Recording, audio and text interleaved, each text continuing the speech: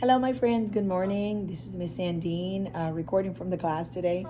All right, so for this a session for third graders. Now, any grade level can do this. I would say probably first grade up.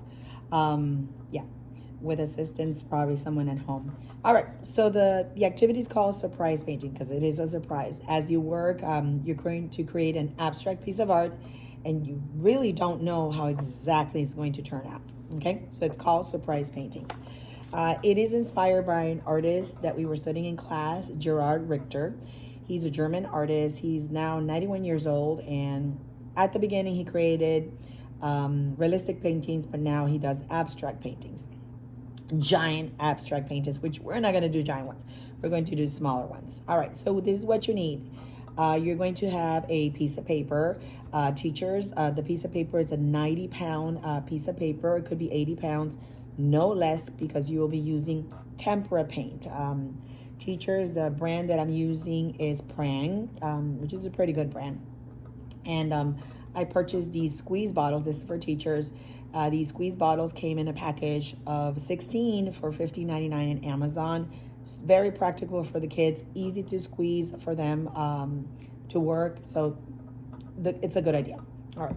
So also the activity will be using paint scrapers. You can use squeegees from Dollar Tree.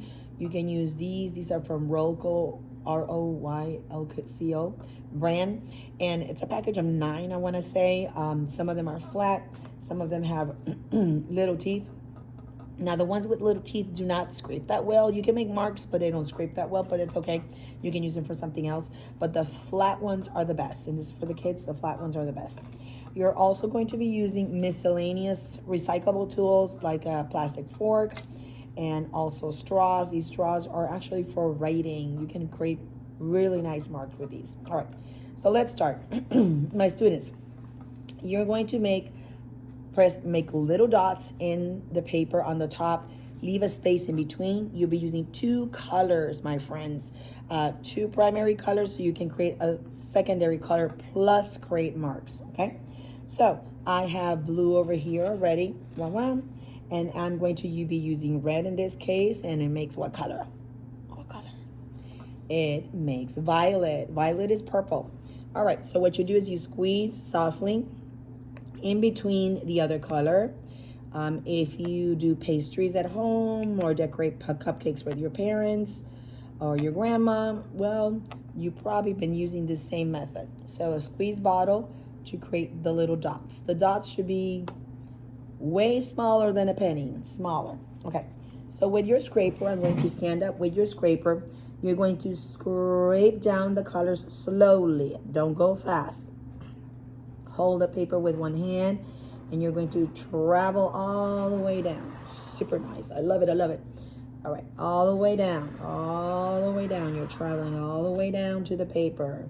Don't worry, your tables will be covered. If you're doing this at home, my people, please cover your table with something. All right?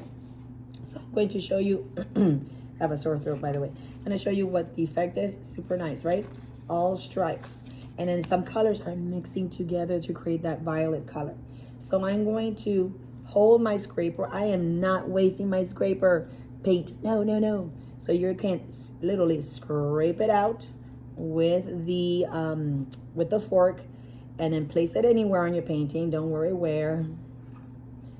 All right, just scrape it out. Put the scraper down for a little bit, and with the fork, this is a plastic fork, any plastic fork, doesn't matter. You're going to move the lines around. Now you will notice that the lines are thinner, very, very thin, but that's okay. I want that effect. I'm going to show you the paper in a moment. Don't worry, don't worry. I know you're like really, really wanting to know how this looks like. So I'm going to put my fork down so you can see. All right, you see that? I'm going to get it closer. You have the stripes, and the thin lines are with the fork. Now, okay, be sure your sleeves are up, because see, now my sleeve is coming down.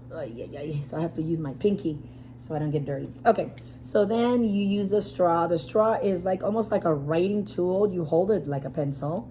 And then you're going to make lines. I'm just going to make lines first. Excuse me. Make lines, make some waving lines, use some of my vocabulary that I learned. And I'm going to even write the word art in here. Yep, you can write actually. Push the paint around and you can write the word art. It's not perfect, but it's there. I'm going to write it again so it comes out. And I'm going to make some more lines. More lines, you can even draw with it. Okay, and I'm going to. All right, so I'm going to lift this up so you have an idea what it looks like. See, this is the first the stripes. Then the thin lines are your your fork. And then the thicker lines and the word art slightly there is actually the straw. I'm going to put it sideways so you can see also. Whoops, sideways. You see that? Very nice. All right, I'm going to show you a couple of quick examples. This one was done the other day.